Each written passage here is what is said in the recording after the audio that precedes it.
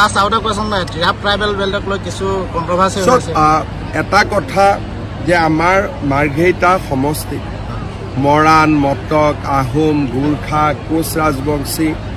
এই লোকসকল আহি আছে বহু দিনৰ পৰা আছে যদি আমি এই লোকসকলক মাটিৰ অধিকাৰ নিদিও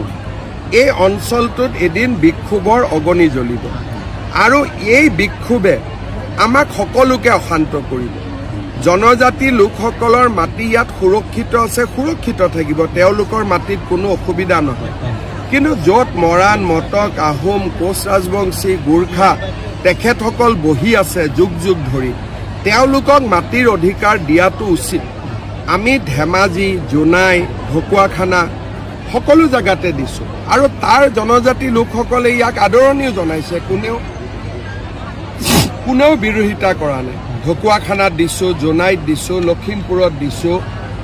আমি বিশ্বনাথ চাৰিআলিত দিছো আৰু সকলো জনজাতি লোকে ইয়াক আদৰণি জনাইছে কাৰণ আমাৰ শত্ৰু আহোম মৰাণ মটক গোৰ্খা কোচ ৰাজবংশী নহয় আৰু